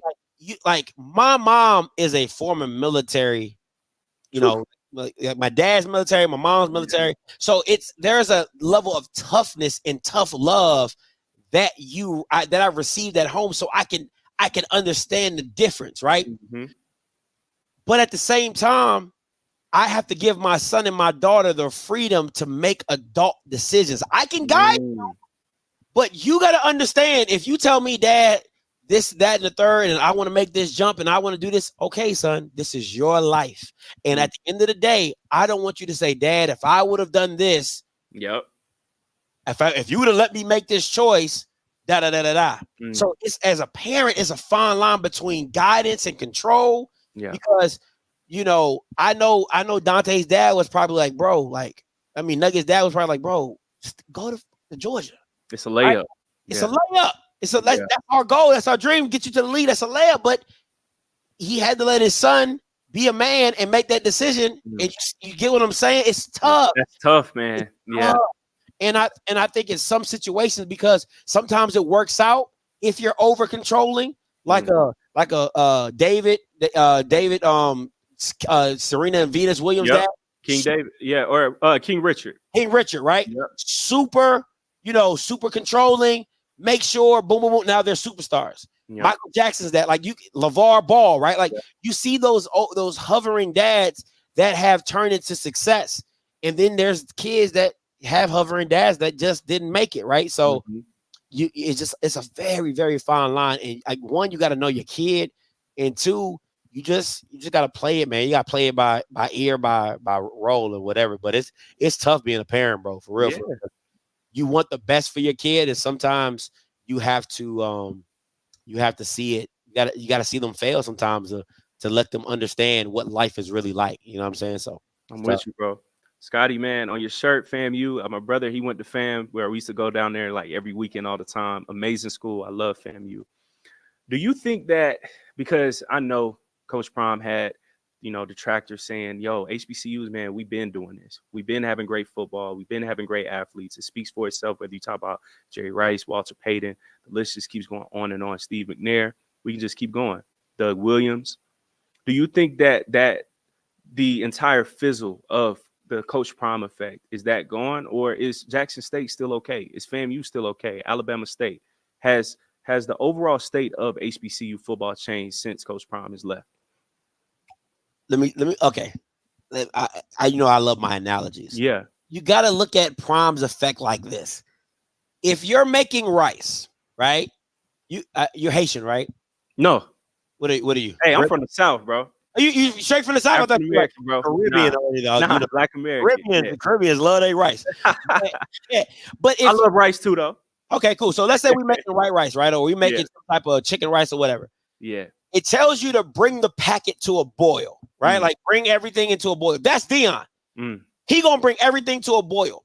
You take him out, it's just a simmer.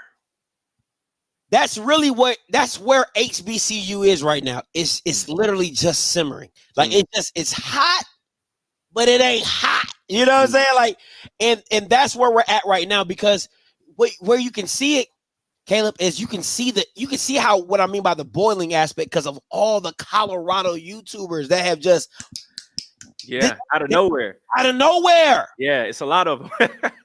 It was the same thing in the HBCU space, but just not to the craziness of what it is now. I've seen YouTubers, Primetime Media and Primetime Football and Book Prime and Prime in Me. It's just crazy, right? So that's just what it is. And the sizzle aspect is the loyals, the loyalists, the people that bleed HBCU is always going to keep it simmering. And they're and for me, I don't think it's a one individual. I do believe like individuals can come into the space and make it boil again. But I think for me, it takes a mind shift of leadership to understand what they have to bring it to a consistent boil. So where it's just always popping in the slack.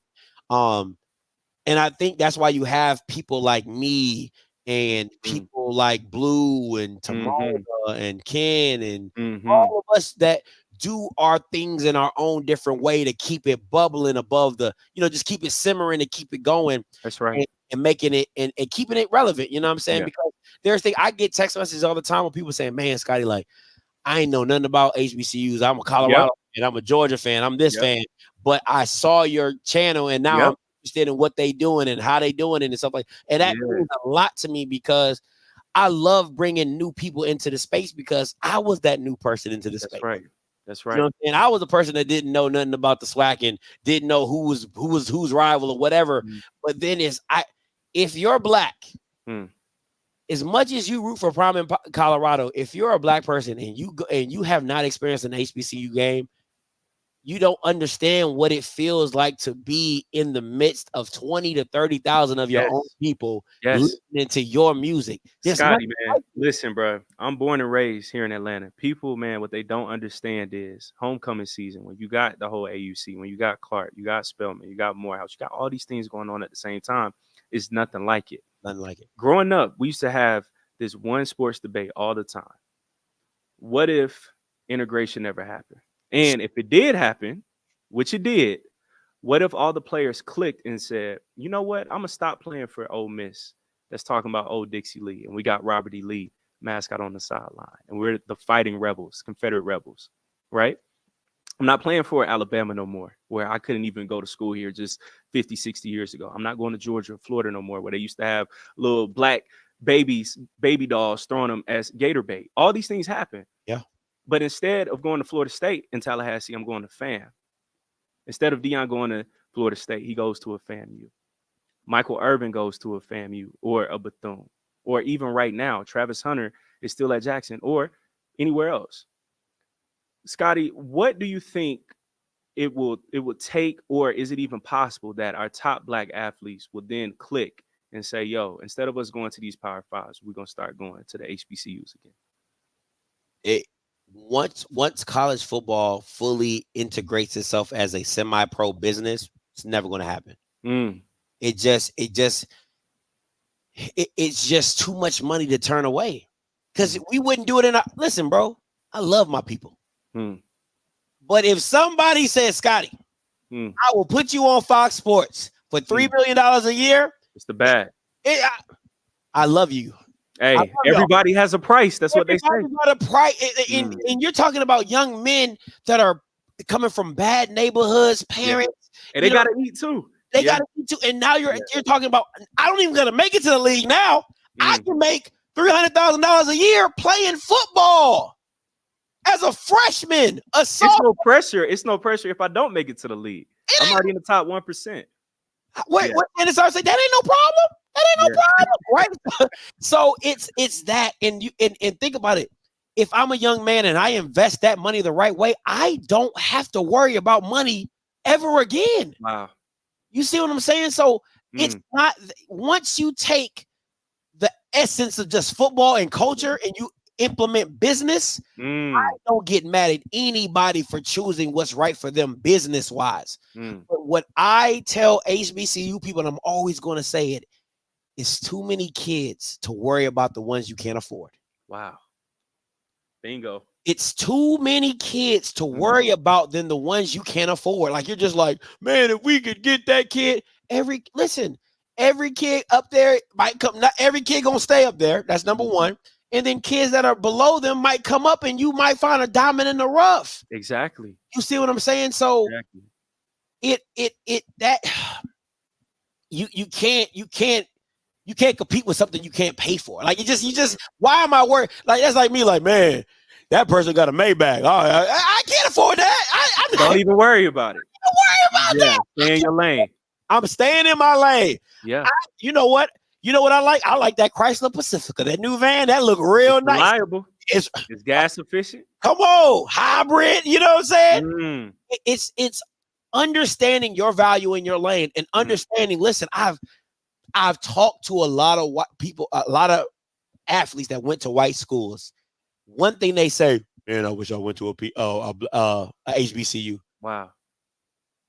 There's always going to be something listen, you can't have it both ways. You either want the money or you want the experience or you want the culture. It's one or the other. Yeah.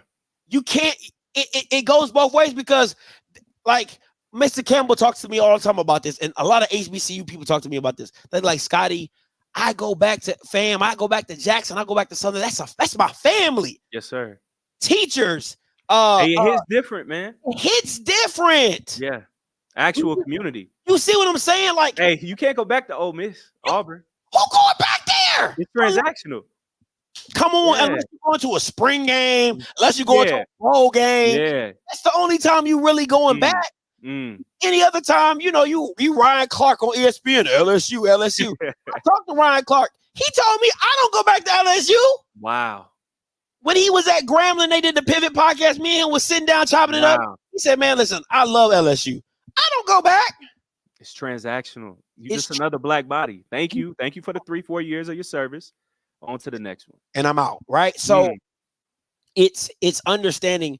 And then this is the thing is I'm going to, this is the problem. Thank you, God. I'm going to treat y'all so well that what you thought you missed, you didn't miss. You didn't miss, like, what you thought you was missing out on because you didn't go to a PWI. You didn't get the $300,000 bag. You didn't miss much. You didn't miss much of what you thought, because now you got connections that's going to last you a lifetime. Right. All the time. I can call. He said I'm 4 or 5 calls away from anybody you need. I need you. You want me to know, or you need to know, or whomever. And I hear that from HBCU alums across the board. Yes, sir. Right. I'm 4 or 5 calls away. Greek, frat, all that type of thing. It all matters. It's a network that goes beyond the value of a dollar, and people don't understand it. And when you don't understand it, you overlook it. You just right. you pish posh it like it don't have no value. That HBCU network, I'm telling you right now, I can call somebody, that can call somebody, that can call somebody, that can call somebody. I've seen it in real time.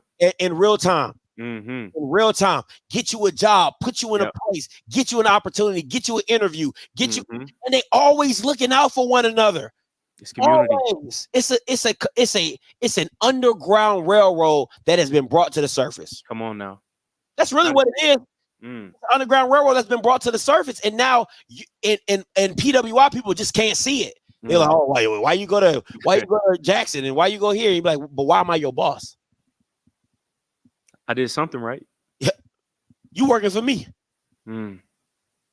You went to Texas and you working for me. You see, so it's a lot. It's a lot of that, and I just wish that when the only thing that I ask when people, because I don't care how you see me. I don't care how you find me. Right? It could be because you don't like that I hate Dion, or you don't like. I don't care how you find me. The whole point is I'm gonna get you in here, and then once I get you in the mix and I start dropping some medicine in the candy, you gonna be like, man, let me check Jack State out. Let me check. Let me see what FAMU talk. What Scotty always wearing FAMU, Alabama State shirt, A&M shirt. Like, well, it's all propaganda, right? Like everywhere I go, I have an HBCU shirt. I ain't graduated from none of these schools. I live in the whitest part of Ohio I've ever seen in my life, right? But I promise you, I'm gonna have an Alcorn State shirt. I'm gonna have a Jack State shirt. I'm gonna have an Alabama A&M shirt. My wife can tell you, I take HBCUs everywhere with me. I don't care what function I'm at, because at the end of the day, you gonna have to see it and you gonna ask me about it, and I'm gonna tell you about it, and because that's the conversation. Yes, man. Scotty, bro, you've been great. I probably only got like 2 more, and then that's a wrap, man. Thank you, bro. You know me. I got no time. Perfect, bro. Perfect. The NFL draft, it just happened. Caleb Williams from the Pac-12 drafted #1 overall to the Bears. Where do you see this next year, this exact time, 365 days later, with Shedeur and also with Travis? Do you see him as top 5 picks? Do you see him as first-round picks? Travis is a first-round pick, and I'm picking him blindfolded. Okay, like, hey, listen, and they were like, Scotty, who you with Travis on? At receiver or corner or both? I don't give a damn. I put him an athlete. I just want him right there. I got to have him. You know what I'm saying? Shedeur, I think Shedeur is I know where his dad wants him to go, but I think where is that? You think Dallas? Top 5. Yeah. No, I'm talking about top 5. I got you. In top 5 programs have top 5 problems. And that's what people don't understand. That's what you don't understand. You get what I'm saying? Like top 5 teams, top 5 for a reason. Top 5 for a reason, right? Yeah. You're missing something, and to me, Shedeur is not. He's not a Joe Burrow. He's not a Cam Newton. He's not an Andrew Luck. He's not a Peyton. He's not that, right? Everything has to be set for him. If you give Shedeur, if Shedeur gets picked between 15 and 30, he's good. It's a problem. Bro, him on Dallas, I tell people, it's a problem. Receiver, top 5 defense. Yeah. Y'all can say whatever you want. He come to Dallas, I'm giving me a #2 jersey. All right. I called Bucky. I told Bucky, I said, listen to me. I said, Shedeur go to Dallas. I said, I'm gonna need a #2 jersey. I said, I don't care what y'all doing. Yeah, I need a #2 jersey. Yeah, he would be perfect. I'm cool with that. You get what I'm saying? I'm cool with that, because all he needs is the talent. Yeah, that's that, and you see that everywhere he goes. If you give Shedeur the talent, he'll make it work. Yeah. If you don't give Shedeur the talent, I don't know how much you're going to get out of Shedeur. That's the part that I think people don't understand. I don't think he's an elevator of talent. Like, he's not the Aaron Rodgers. Maybe in time he'll probably become that. Yeah. But to draft him in the first 4 or 5 years, you give him a solid team, you can have a problem. You could definitely have a problem on your hands as a guy, especially how accurate he is. Yes. You can have a guy that is deadly. And man, Scotty, to your point, bro, that's not a bad thing. Brock Purdy. What is he? It's the same exact thing. I'm drafted and I have nothing but athletes all around me. And I'm going to a Super Bowl. I'm going to an NFC Championship game. Absolutely. I don't care. Y'all can call me a game manager all you want to. I'm winning. I'm winning. Bryce Young, on the other hand, all the talent in the world, but just like what you said with Shador, if everything's not right, if I have a bad O-line, if I got bad receivers, I'm going to get killed out there. So I feel you. Travis Hunter, what team in the league right now do you think best fits him as a player? He probably won't get to them, but I would love to see him with the Ravens. Ooh. And that purple gold, purple black. DMV bias too. I think he would be a great versatile player because the way they do their defenses, he could probably play corner, play a little receiver. I can see him being versatile on the Ravens.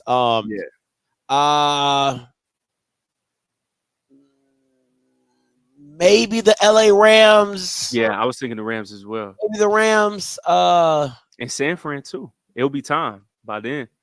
I think it wouldn't be fair if he went to San Francisco. I think it really might happen, bro. And they might try to trade up. Yeah, I think that wouldn't be fair because you have a mind like Kyle Shanahan. And God, dog, he probably will use you on both sides. He would be perfect on the 49ers, man. Yeah, he probably would use you on both sides of the ball. And I think, that just I don't think we've seen in this era somebody get paid as two things.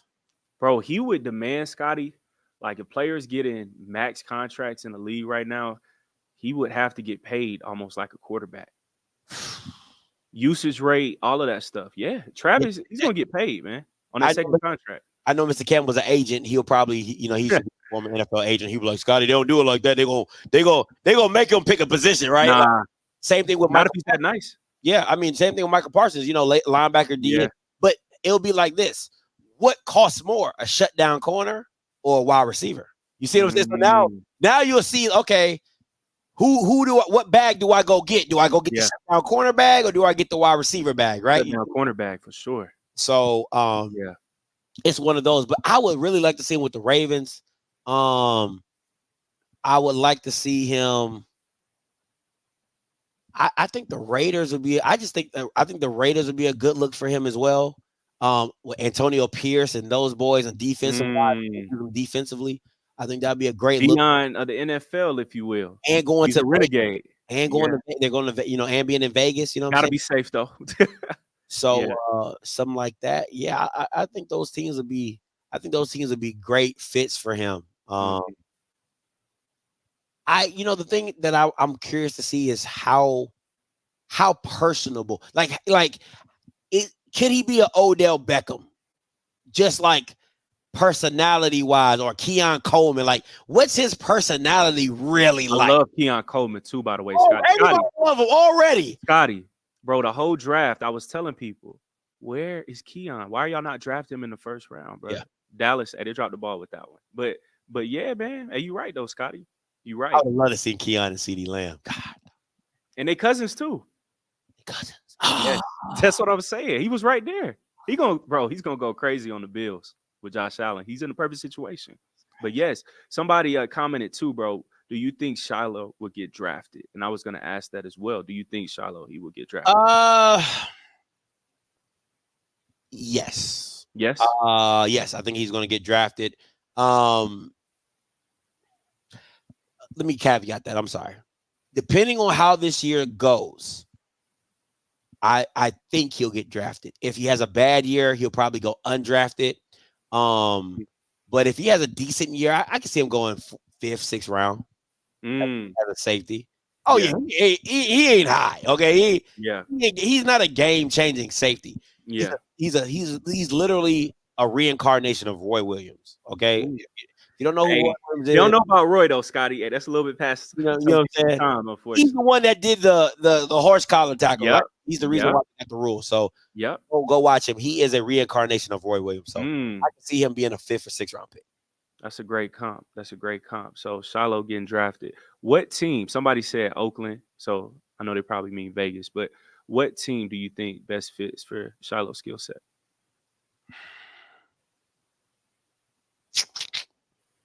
I would say Seattle. That's real good. Steelers. The Steelers are really. Hey, I'm a Steelers fan, so Yeah, I would love to see him. he definitely fits the Steelers. Yeah. Let me think. Detroit. That great, like perfect for that environment too. Yeah, hard hitter. You know, Brian Branch. You know what I'm saying? So you know, get him in spot duty. You know what I'm saying? The Jets is a good one. Yeah, the Jets is a good one. So yeah, just those hard-nosed defenses that really believe in coming down and hitting you. That's where Shiloh does best. And I think you have to go into a situation where there are defensive-minded guys that know how to use players with strength. Yeah. You know what I'm saying? I can't put Shiloh at free safety. That don't even make sense. No. You know what I'm saying? But can I make him a rover? Can I make him a strong? All he got to do is just be a missile. Can I make him an outside linebacker on third downs? Can I put him in dime packages? Like you just got to find a way to get him on the field and keep him in his strengths. And that's where you'll see a good version of Shiloh. Yeah. Scotty, if you had a chance to talk to Coach Prime right now before the season started, what words of advice would you have for him going into 2024 season? That's a damn good question. What advice would I give Prime?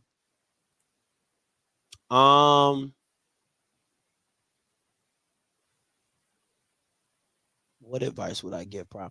I would say you see, he can't turn down. He can't turn himself down because you already had that first year of we coming, I'm coming on. So you can't turn that down. What I would say is you'll have to rebrand yourself a little bit. Yeah, I agree. And showing and really showing who you are, like, you know, how you talk to players, how you know what I'm saying, like you just gotta show a different side of you. Yeah. That kind of, because the people who love you are going to protect you. Yes. Right? You gotta give them the footage to protect. You got to give them the evidence to protect you, right? Yeah. So if I come in here and say, man, Prime don't love the kids, or you ain't seen this, you ain't seen this, you ain't seen this, you ain't seen this, you ain't seen this. They don't do that. So you got to help your followers to excel that message of who you are. You know what I'm saying? So that's the part of Dion that you're missing, that you're not seeing. You know, him kicking it in the kids' dorm room. You know what I'm saying? Like going into a dorm room, like, man, this how y'all living? Man, y'all nasty. Y'all, boy, y'all some nasty. You know, like that's the part you're like, man, come on, man. We got to do better than this, man. You know, like that's the part of Prime you got to start seeing to really be like, he really cares for the kids. He really cares for the program. And it's not just all flash and show. So that's what I would tell him, is to just rebrand yourself. You got all the cameras anyway. Just change the angles of what's being promoted. Hey, he got to give you a phone call, Scotty. They got to have you on the team. You know, man, put me on payroll. You know what I'm saying? Hey, you'll get them right. Scotty, man, very last question. How do you stay sane dealing with the quote-unquote Dion nutsack defenders? How do you stay sane dealing with that? I tell people what I do is not for the faint of heart. And when people come into my, like when my friends watch or you know, other YouTubers be like, man, Scotty, I don't know how you deal with the backlash. I tell them, you have to know who you are. Yeah. To get through anything, because people can listen. People don't really understand. Like, I think people really don't get it. Like, and I wish Key was here. She'll tell you, I love negative comments.